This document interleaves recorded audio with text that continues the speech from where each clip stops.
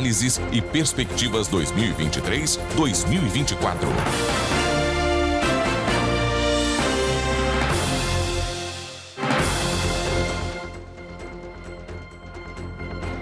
Olá, muito bom dia para você e bem-vindo aqui a essa série exclusiva que estamos começando agora em parceria com a Rio Negro Investimentos.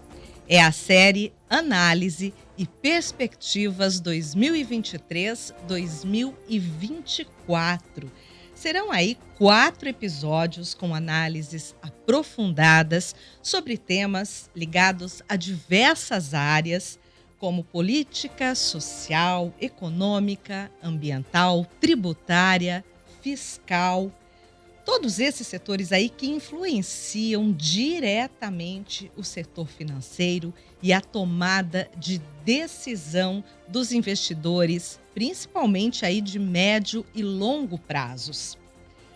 Eu recebo aqui no estúdio os analistas e sócios da Rio Negro, João Soares e Lilian Linhares. Muito bem-vindos, bom dia. Bom dia. Bom dia. João Soares tem vasta experiência aí no mercado financeiro, tendo atuado na gestão de fundos de renda fixa e ações no Brasil.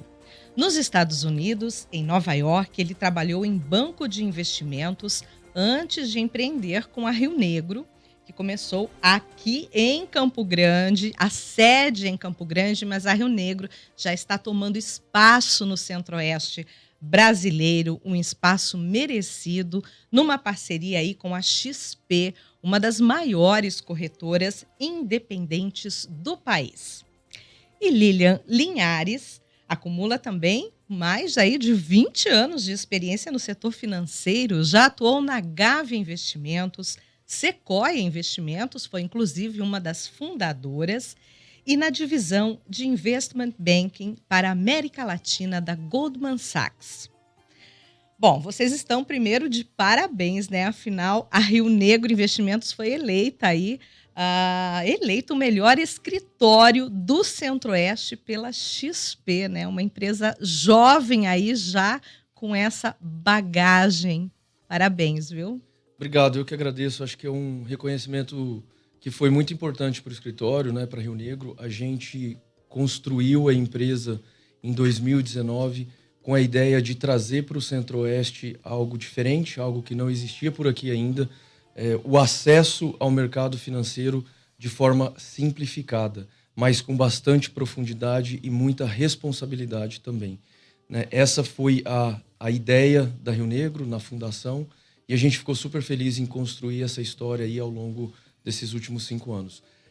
Isso se conecta muito bem com essa série, né, Lígia? Acho que a ideia de trazer para o ouvinte, para o investidor local, para a gente aqui no Centro-Oeste, de forma simples, informações sobre o mercado financeiro, para empoderar as pessoas de informação, de conteúdo, para que suas tomadas de decisões sejam feitas de forma leve, né, é um dos nossos papéis, é um dos nossos propósitos, né?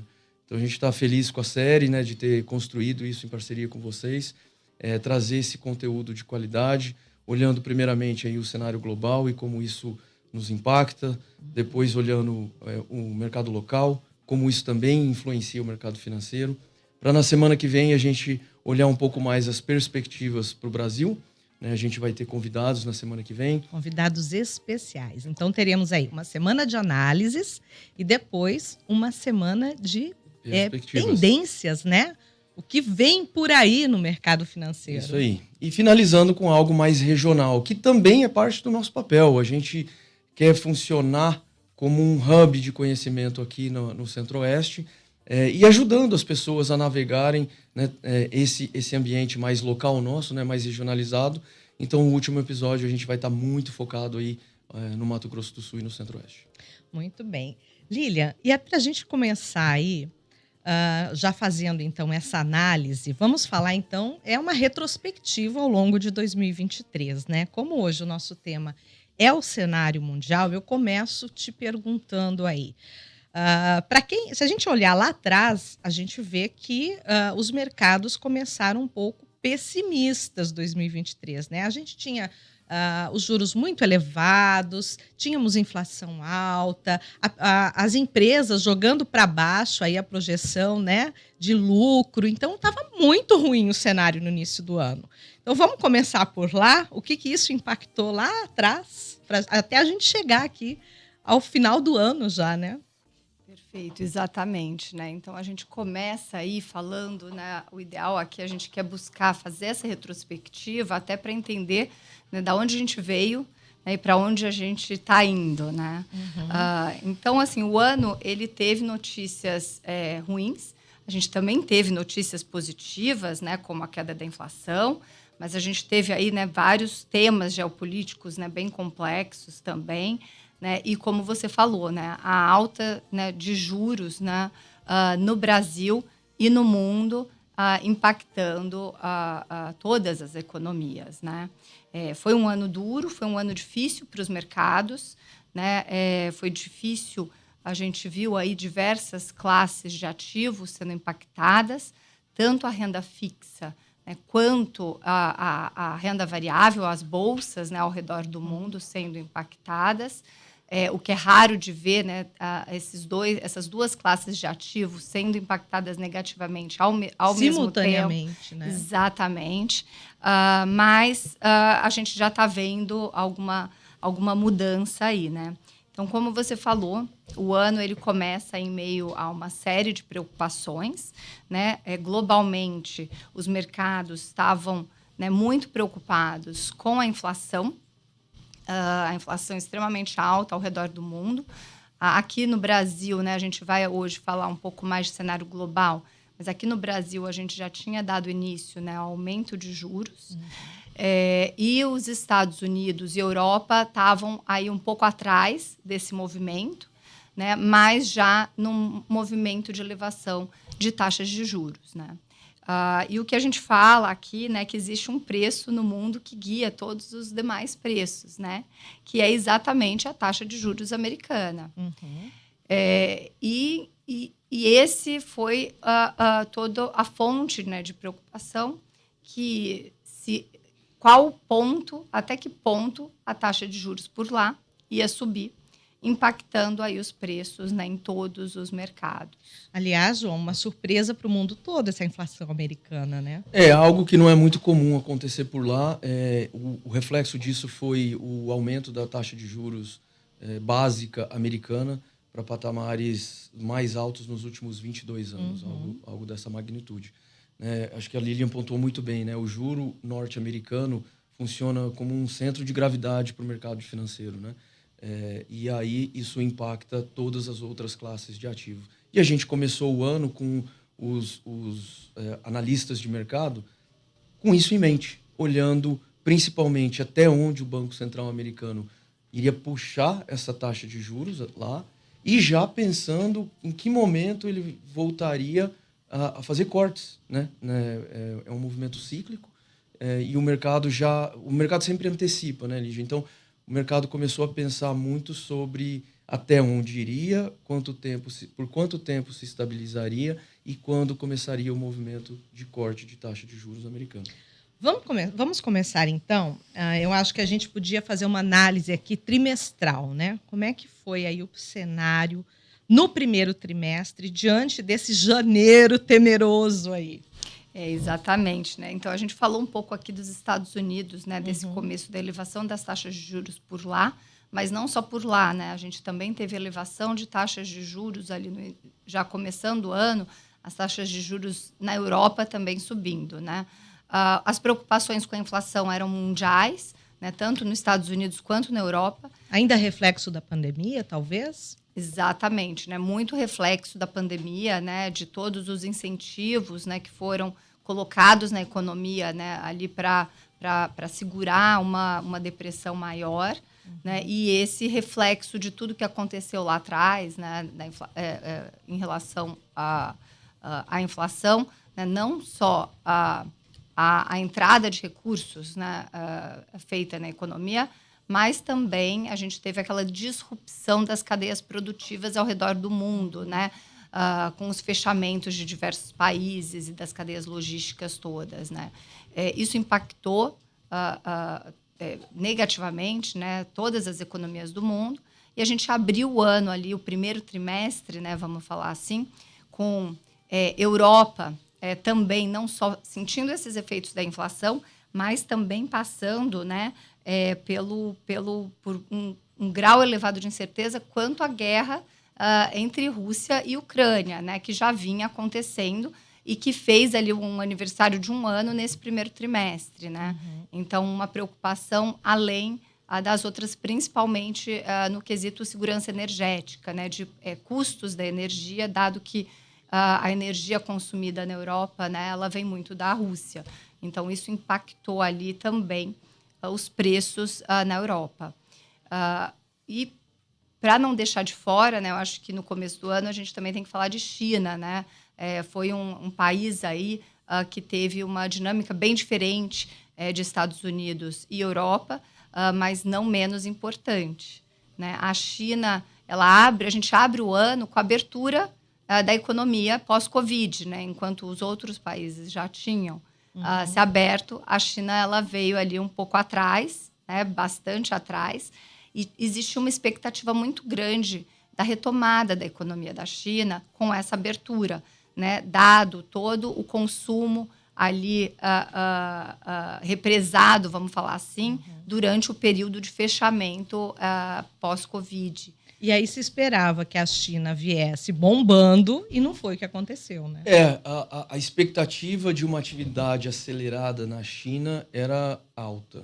A gente começou o ano com esse tom positivo, né? Inflação alta, alta de juros nos mercados desenvolvidos, guerra na Ucrânia impactando a atividade econômica, né, na Europa, mas, por outro lado, um momento de reabertura chinesa, onde existe uma demanda muito grande por produtos, commodities, e seria bom, inclusive, para mercados emergentes como o Brasil. E essa abertura chinesa veio, mas o ritmo de crescimento talvez não tenha acompanhado as expectativas, né? Isso não foi se refletir ainda no primeiro nem no segundo trimestre, né? Ainda assim, a gente começou a ver alguns dados mistos da economia chinesa, mostrando que teve, sim, reflexo essa abertura econômica na atividade por lá, mas a gente vai chegar mais no segundo semestre e ver que isso não foi tão grande assim quanto a gente esperava. Nesse momento, qual era o impacto para os investidores brasileiros? Como é que estava o cenário para nós aqui, diante de tudo isso?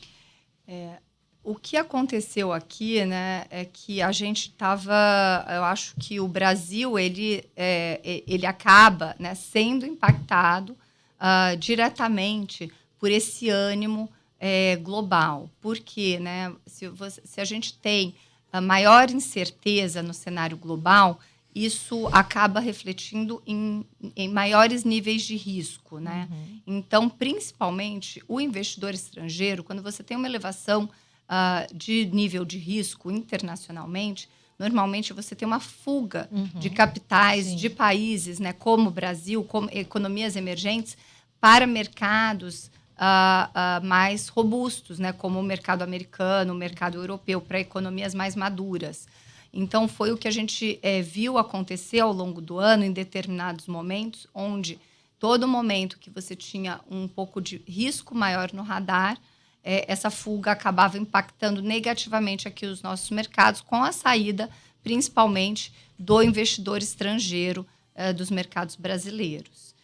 E aí nós tivemos também, nesse período, se eu não estou enganada, por conta da guerra na Ucrânia, nós tivemos o problema com fertilizantes no início, né? Isso também impactou, né? Isso impactou a inflação global, né? Teve uma disrupção na cadeia agro, né? Com fertilizantes, com oferta de produtos, né? A Ucrânia, notadamente, um grande produtor agro também. De fertilizantes. De fertilizantes e das commodities.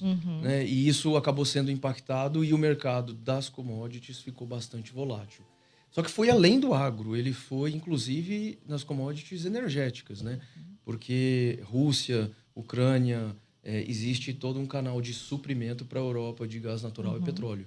Né? Então, isso fez com que, ao longo do segundo trimestre, né, as expectativas de impacto na Europa continuassem muito elevadas, né, de falar, pô, peraí, a atividade econômica aqui não vai ter como ter muita resiliência porque a gente não sabe o que pode acontecer com o fornecimento de energia, por exemplo. Né? Os mercados emergentes podem ter interrupção do fornecimento de fertilizantes. O que vai acontecer com o preço das commodities? As pessoas vão conseguir produzir? Vai ter oferta? Né? Então, foi um grau de incerteza muito grande. Né? E isso impacta no investidor e se conecta com o que a Lilian acabou de falar, a fuga para mercados mais sólidos. Né? Então, potencializada pela alta de juros americana. Vocês percebem uma reação mais rápida dos mercados a cada ano? Porque a globalização fez isso, né? A gente sempre teve uma reação, mas ela era talvez um pouco mais tardia, chegava. Hoje em dia, como é que está isso? Sim, é mais rápido. Né? Acho que o fluxo de informação e a assimetria de informação está menor. Né? As pessoas conseguem acessar informações, conteúdo de qualidade e de profundidade de forma mais rápida. Online, né? Online. Na hora que está acontecendo, né? E isso acelera o processo de precificação dos ativos, sem dúvida. Vamos partir já para o segundo trimestre? Como estamos? Vamos lá. Eu acho que o que a gente viu, né, a gente tinha essa expectativa de começo de ano, então, né, retomando aí, com um aumento de taxa de juros nos Estados Unidos e uma desaceleração econômica prevista para o primeiro semestre, esperando que aí, né, talvez até o final desse ano, os Estados Unidos já pudessem, né, parar esse aumento de taxa de juros e começar talvez algum corte ainda no final do ano. Isso era uma expectativa de começo do ano, onde se esperava que a economia americana fosse impactada negativamente, né, com esse aumento de taxa de juros, e a gente visse por lá uma desaceleração. Enquanto na China, a gente via uma China com essa abertura, né, e um cenário de que a China ela pudesse segurar um pouco dessa desaceleração econômica com essa aceleração da economia da China. Uma coisa balancearia a outra, né? Então, por falar, e como a gente acabou de falar, os preços de commodities, eles permaneceriam em patamares elevados ao longo do ano, dada essa demanda maior chinesa. O que a gente viu no primeiro semestre foi um pouco do oposto disso, né? Então, a atividade da China, ela deixou a desejar, né? Essa abertura, ela não foi tão forte, tão pujante quanto se esperava, né? Principalmente do ponto de vista de consumo, de confiança, né? E de alguns setores por lá, principalmente, né, o setor de construção civil, que foi, né, severamente impactado durante a pandemia. E do lado dos Estados Unidos, o oposto, né? O que se esperava de impacto, né, que a elevação das taxas de juros trouxesse uma desaceleração para a economia, o que a gente começa a ver já no final, né, do segundo trimestre, ao contrário, é uma economia extremamente resiliente, né, extremamente forte, o nível de emprego, né, os níveis de desemprego nas mínimas históricas. Então, é correto a gente falar que nós tivemos um primeiro trimestre de recessão e depois o inverso disso? Mais ou menos assim, ou ainda não chega nesse patamar? Não, eu acho que não chega, porque, como a Lilian estava comentando, né, a economia americana se mostrou muito resiliente, né, ao longo do primeiro semestre. Houveram momentos de volatilidade, né, eu acho que todo mundo vai lembrar aqui do sistema bancário americano aí no começo do ano, que tiveram alguns bancos aí que acabaram quebrando, tendo que ser socorridos pelo governo, né? Isso tudo foi, de novo, reflexo daquela taxa de juros americana. Né? A taxa de juros americana subiu num ritmo acelerado para um patamar que não se via há muito tempo. E o que aconteceu ao longo do final do primeiro trimestre, começo do segundo, foi que essa resiliência da economia americana fez com que os investidores acreditassem que essa taxa de juros ficaria alta por mais tempo. E isso impactou diretamente na solidez de alguns bancos por lá. Né? Isso mexe muito com o sistema financeiro e causou um impacto. Foi rápido. O governo agiu de forma assertiva e rápida. Os bancos foram socorridos ou foram adquiridos por outras instituições e esse risco se dissipou rápido. Mas a expectativa de juros altos por mais tempo ficou, né? Muito por essa resiliência do mercado americano. Já do lado chinês, a gente viu dados mistos, né? Era aquele começo do ano de reabertura, vai acelerar, vai ter demanda, o governo vai estimular. Vieram alguns dados mistos que, por um lado, corroboraram essa história, mas por outro falaram, peraí, tem alguma coisa aqui que não está ainda funcionando. Será que essa demanda chinesa vai ser tão resiliente assim? Né? E no primeiro semestre a gente ficou nesse debate. Né? E a economia chinesa passou a trazer notícias aí um pouco mais negativas, não com essa reabertura não impactando de forma tão forte como se esperava. Exatamente. Então, assim, resumindo, né, a gente teve no primeiro semestre, né, uma atividade extremamente resiliente, né, uma inflação extremamente teimosa também, né, mas no final do primeiro semestre a gente já começa a ver que a maré começa a mudar. E o porquê disso? Voltando sempre, né, por conta da taxa de juros americana, que ela chega ali em patamares extremamente elevados no final de junho, né? E até no final de junho acredita-se assim que talvez o Fed possa parar de seguir com esse aumento de juros, né? Então a gente vê ali em junho, na última reunião de maio, o Fed elevando as taxas de juros. Ele dá uma pausa no final do primeiro semestre, né? Ali no segundo trimestre. Em junho ele dá uma pausa nas elevações da taxa de juros por lá. Então, a gente começa a vislumbrar, talvez, uma mudança, né? Que a maré realmente está mudando. Acho que é legal conectar esse ponto, né? Nós estamos agora aqui no meio do ano, né? Então, a gente no final já. Não, a gente está no meio do ano... Na análise. Tá. É que você falou conectar, eu falei, nossa, já vai conectar aqui com o tempo atual. Não, a análise aqui, né? A gente está no meio do ano isso. Com a pausa. Super interessante isso, tá? O Banco Central Americano fez uma pausa para analisar mais dados vindo do mercado sobre inflação e atividade econômica e ganhar um pouco de tempo para subir ou não os juros, né? Dado o nível que estava muito alto, algo super diferente para o mercado americano.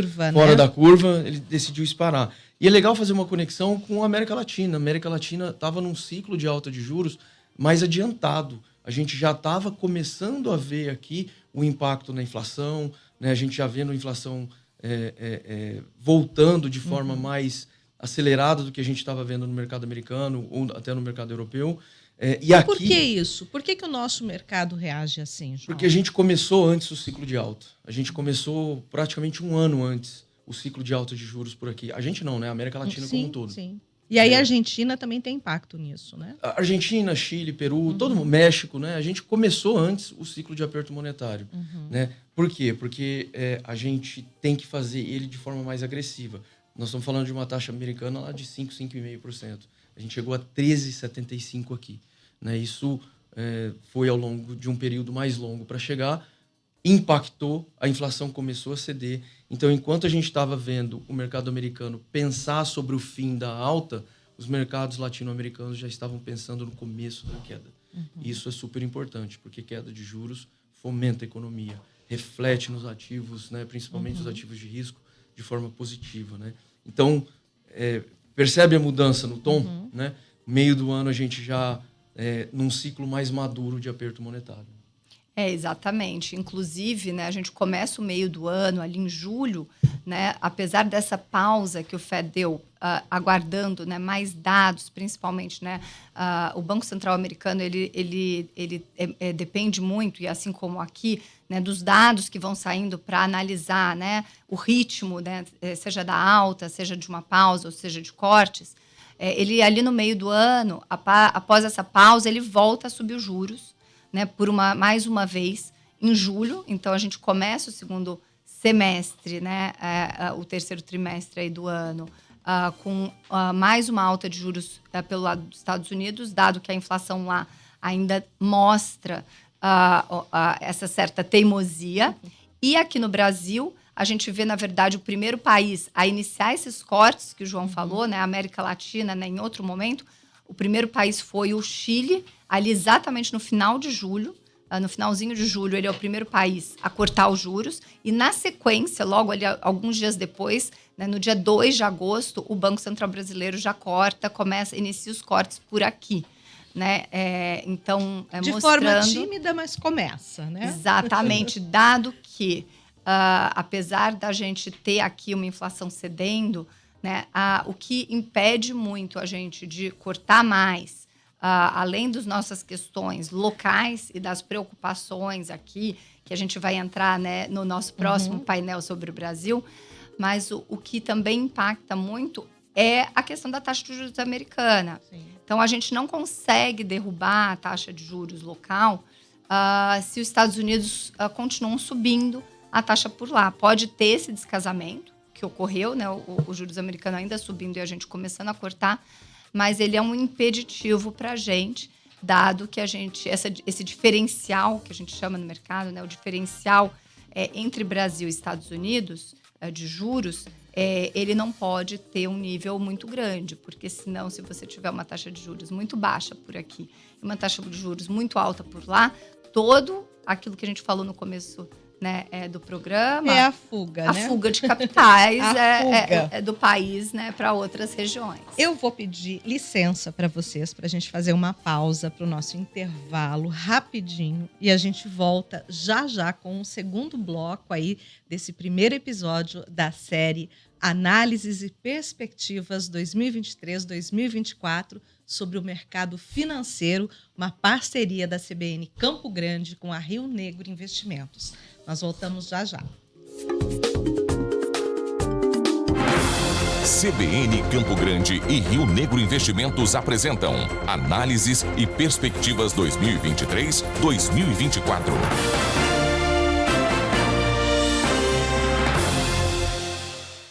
Você já reparou nas mudanças que vem acontecendo na região norte de Campo Grande? A Santa Inês Empreendimentos vem desenvolvendo um grande projeto para esta região.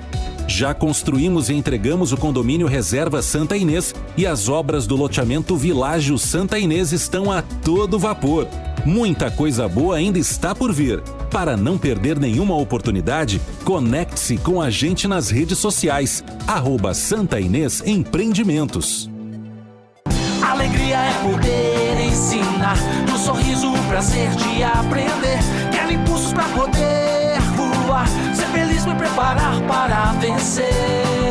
Do status, encontrei o meu lugar. Venha conhecer o status, seu futuro vai mudar. Status. Acesse já matriculastatus.com.br. O melhor ensino está aqui. Colégio Status. Sistema OCB-MS apresenta palestra imperdível com Mário Sérgio Cortella. A sorte segue a coragem. Dia 11 de dezembro, às 19 horas, no Ondara Palace, com abertura especial da Orquestra Projeto Som e Vida. Adquira os ingressos antecipadamente na sede do Sistema OCB-MS, na Avenida Ceará 2245, em troca de 3 quilos de alimentos não perecíveis, exceto sal, e um brinquedo novo. Participe e contribua para o Natal da Cooperação. Viva mais experiências e faça novos negócios na Rural Tour, a maior feira de turismo rural do Brasil. A 19ª edição está imperdível. São mais de 140 expositores, atrações culturais, palestras e muito mais. Não perca! O evento acontece do dia 12 a 14 de dezembro, na Feira Central de Campo Grande. Faça sua inscrição gratuita. Acesse ruraltour.ms.sebrae.com.br. Realização Sebrae MS. Professora, posso ir ao banheiro? Claro, Lucas, ainda mais agora que a escola está saneada. O programa Escolas Saneadas está melhorando a saúde dos alunos e vai chegar a 116 escolas, rumo a 100% com água e esgotos tratados. Sem falar que cada real investido em saneamento corresponde à economia de R$ 4 na área da saúde. Programa Escolas Saneadas. Cuidar da saúde do pequeno cidadão é nosso orgulho. Águas Guariroba. Nossa água, nosso orgulho. Quanto mais aprendemos, melhor cuidamos. Nossa experiência cuidando de milhões de vidas brasileiras nos faz conhecer a saúde da nossa gente como ninguém. Temos vida no nome, e isso não é só uma coincidência. Onde há vida, há Apivida Notre Dame Intermédica. Ligue 67 3304 7611 e consulte nossos planos. ANS 368253, RT Dr. Francisco Floriano Delgado Perdigão, CRM-CE 4953. ANS 359017, RT Dr. Rodolfo Pires de Albuquerque, CRM 4017.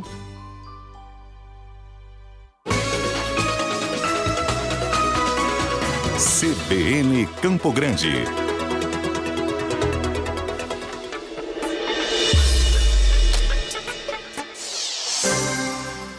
Dez horas e 44 minutos. CBN Campo Grande e Rio Negro Investimentos apresentam Análises e Perspectivas 2023-2024.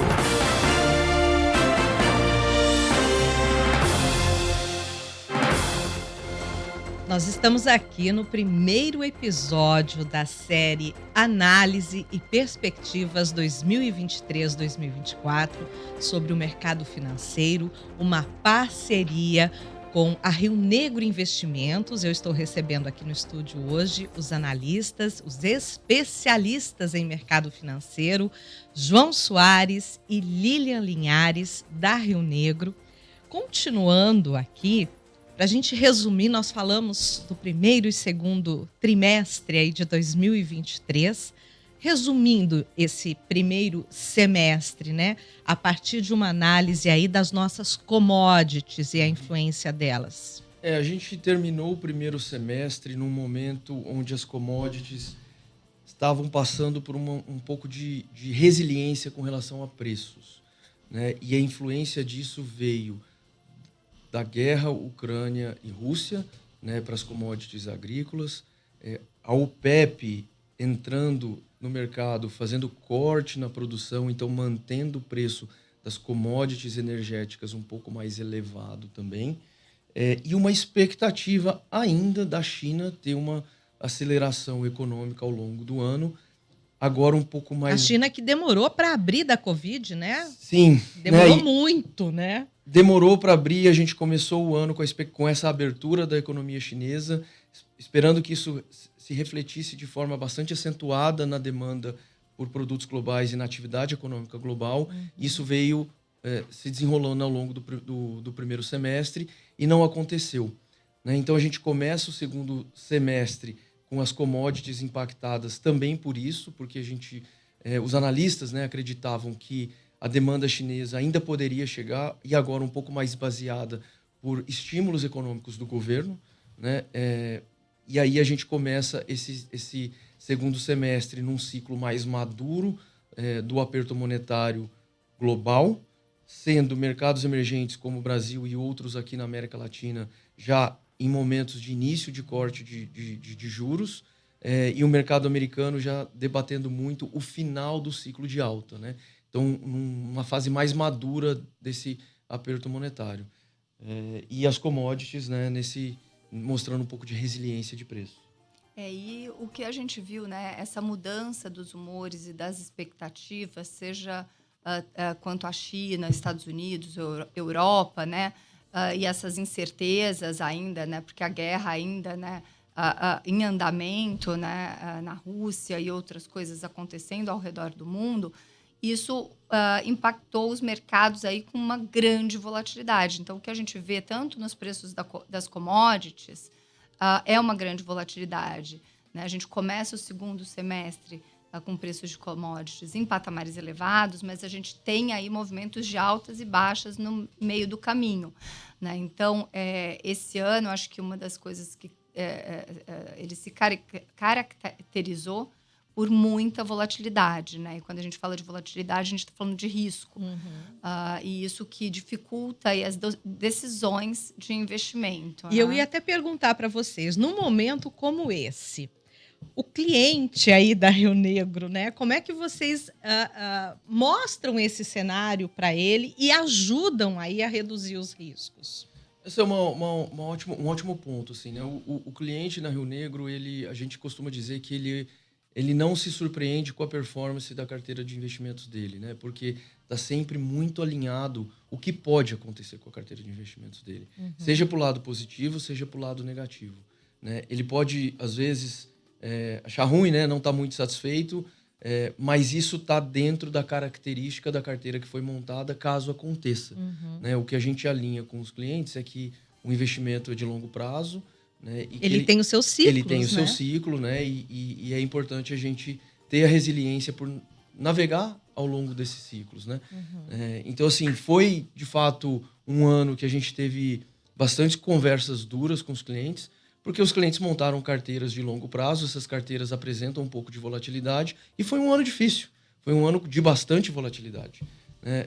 A gente termina o ano num tom muito mais positivo, mas ao longo do ano a gente teve, sim, essa dinâmica, né? A volatilidade impactou mercados, inclusive de renda fixa, que são de volatilidade um pouco mais branda, né? A gente começa o segundo semestre com isso, né? Vendo as expectativas de alta de taxa de juros, tanto aqui como nos Estados Unidos, se elevando. A gente vendo, né, a curva de juros aqui no Brasil em patamares muito altos, inclusive o que a gente chama de vértices, né, que são vencimentos longos, 2028, 2032, né, essas taxas precificando quase que uma manutenção da Selic em patamares de 13 a 13,75 a de eterno. Né? Então, isso mostra muito um tom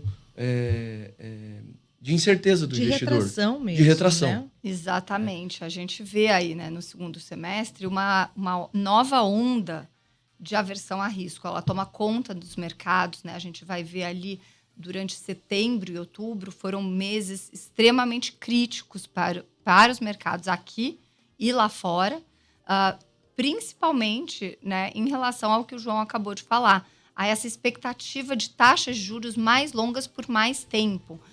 Dado que ali nos Estados Unidos, no começo do segundo semestre, a gente não tinha ali ainda dados consistentes de queda da inflação. Então, a taxa de juros ela chegou ali num pico, né, em julho, em torno de 5,5% nos Estados Unidos, e aí se questiona por quanto tempo ela vai ficar alta, né?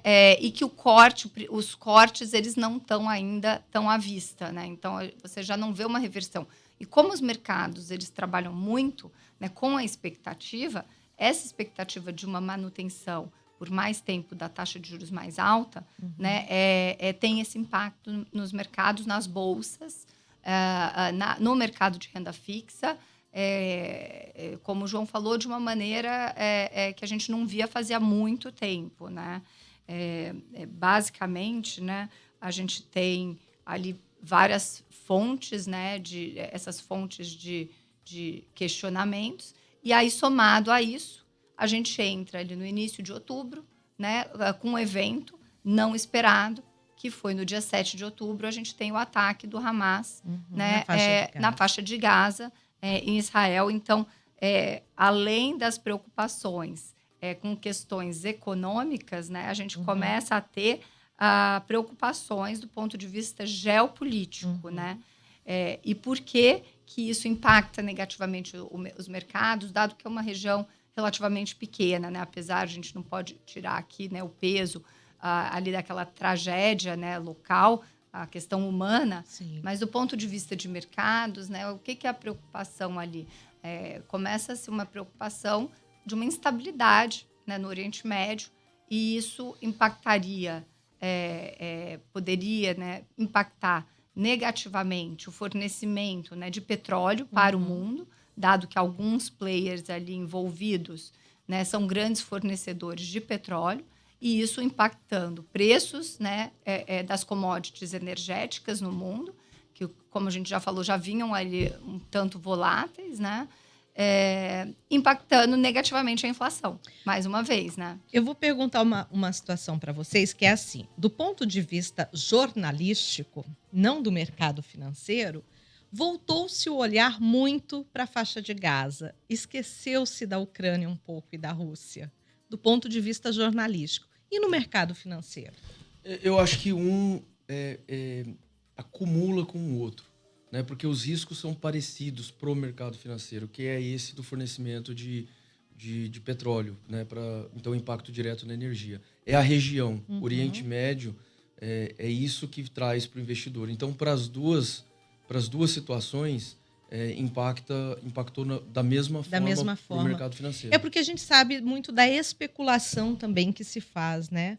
E aí se tem isso, quando você está bombando uma notícia de um lado e deixa um pouco mais a outra, eu achei que tivesse algum impacto diferente também. A gente fala um pouco, né, que os mercados, na verdade, é algo da natureza humana, né? A gente foca ali, a gente tem alguns pontos de foco, né? E quando as coisas já são um pouco mais dadas, né, vamos falar assim, o mais do mesmo, por exemplo, como a própria guerra da Rússia e Ucrânia, apesar do andamento da guerra, você como não se tem... estabilizasse nessa Exatamente, situação, você tem né? uma estabilização, que é o que a gente vai ver que aconteceu também com a questão de Israel, né? Apesar de que algo extremamente recente, né? A gente vê que esse cenário ele começa a não se concretizar, essa instabilidade maior em relação a preços de petróleo ali, né? Ele se estabiliza. Então, essas preocupações, elas naturalmente elas vão se dissipando, né? E aproveitando, né, esse gancho da dissipação, o que acontece nesse momento, né? A gente fala que em outubro a gente tem ali uma elevação de risco, seja do ponto de vista econômico e geopolítico, mas a gente começa a entrar já em novembro com essas preocupações um pouco se dissipando. Porque, do ponto de vista econômico, a gente começa a ter dados positivos em relação à inflação, né? A gente já tinha ali alguns dados muito tímidos no começo do segundo semestre, mas esses dados eles começam, um após o outro, se concretizar. Seja dados do mercado de trabalho americano, começa a arrefecer, a economia americana também começa a desacelerar um tanto. Então, começa a se ver que talvez realmente esse patamar elevado de juros já está impactando e fazendo efeito na economia real, que era isso que era necessário para o Fed, para o Banco Central americano, parar, né? Retroceder a partir de agora, né? E aí, a partir de agora, né, a ideia, a gente fica na expectativa de quando que a gente vai começar a ver cortes, como a gente está vendo por aqui já, né? Mas quando lá fora, seja nos Estados Unidos, né, e na Europa, a Europa, nesse caso, a gente, né, já num processo de desaceleração um pouco maior que os Estados Unidos, né, mas quando que a gente começa a ver a reversão desse ciclo de política monetária, né? E aí a gente chega em novembro, já agora início de dezembro, né, já caminhando aí para um cenário mais equilibrado, seria isso? A gente está terminando o ano num tom muito mais positivo, né? Se a gente escuta toda a narrativa ao longo do ano, a gente está chegando no final do ano com o Brasil já no meio do processo de corte de juros, os mercados desenvolvidos, né, Estados Unidos e Europa, com um diálogo muito mais presente sobre o processo de corte de juros, dentro de um contexto onde a inflação mostrou sinais benignos. A atividade econômica e de emprego nos Estados Unidos mostrou arrefecimento. Então, abre-se, de fato, espaço para corte na taxa de juros. E isso serve de estímulo para a economia. É por isso que a gente está vendo a Bolsa sendo negociada aí próximo das máximas históricas. Nossa, pontos estourando já, Exato. né? O que não se via há tempos aí. O câmbio negociando aí a 4,90, às vezes abaixo de 4,90. Né? Então, o tom está muito bom. A curva de juros, né, passou por um processo de fechamento. Né? O que quer dizer isso? Né? O mercado precifica quanto que vai estar a Selic lá na frente. E o mercado hoje, comparado com outubro, fala que vai estar num patamar muito mais baixo. Né? E isso é muito bom para a economia. Então, a gente termina o ano num tom muito mais positivo. A gente tem muito mais conforto com esse cenário de outubro para cá. E eu acho que a gente tem uma história muito sólida, realmente, de desinflação. Principalmente, a gente tem os dados, eles estão muito melhores. O Brasil fez escola nisso, né? Exatamente. A gente tem dados muito melhores. Então, assim, a gente olhando, resumindo, né? Acho que aqui, essa expectativa de taxa de juros, hoje a gente tem um núcleo de inflação, que é o dado que os governos gostam de olhar, de 6 meses para cá, nos Estados Unidos, rodando aí em torno de 2,5%, né? Querendo alcançar aí 2%. Então, a gente já está numa trajetória muito mais positiva. E fechando o ano, como é que está o mercado financeiro asiático nesse cenário, então? A China ainda não trouxe aquela velocidade que a gente esperava. O governo chinês trouxe alguns estímulos ao longo do semestre, mas não tiveram os impactos que se esperavam, né? Então, os preços das commodities se mantiveram em patamar elevado, mas por outro motivo, né? Então, para o ano que vem, ainda assim existe a expectativa da China contribuir com a atividade econômica, dado que a gente não viu aquela volta para um crescimento e uma atividade tão parruda como historicamente acontece por lá, mas não veio, né? Não veio ainda, então ainda é uma expectativa para o próximo ano. Nós estamos aqui encerrando essa nossa primeira análise do mercado financeiro ao longo de 2023, com essa perspectiva global hoje, faltando aí menos de um minuto para a gente encerrar. Eu agradeço muito a participação hoje de vocês. Eu acho que quem nos ouviu aí conseguiu ter essa noção da dinâmica desse mercado, né? É isso aí. Eu acho que a gente está muito feliz em ter montado essa série em parceria com a CBN, trazer conteúdo de qualidade, de profundidade. Estamos animados para os próximos, né? Já querendo fazer as conexões aqui para a gente falar um pouco mais de Brasil. Amanhã, nosso assunto será o mercado brasileiro, né? Impacto aí político, fiscal, tributário. Sim. Temos aí, né? Amanhã vai ser quente aqui. Toda essa dinâmica de juros aqui, né? Câmbio, bolsa, só que com um olhar muito mais voltado para Brasil, para político, para fiscal, né? Então, acho que essa é a ideia. Muito bem. Eu falei amanhã, gente, mas é quinta, né? Sim. É que a gente está aqui já no próximo, e sempre o próximo é amanhã, mas é quinta-feira, às 10h15 da manhã, estaremos de volta aqui com o segundo episódio da nossa série na questão análises.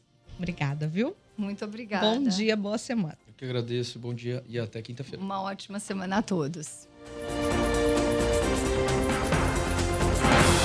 CBN Campo Grande e Rio Negro Investimentos apresentam Análises e Perspectivas 2023-2024.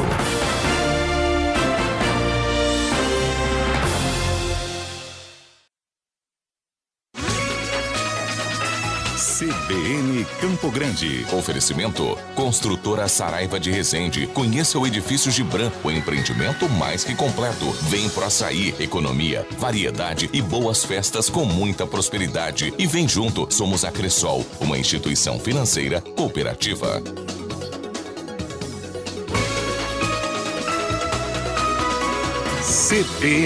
CBN Campo Grande. Rede CBN.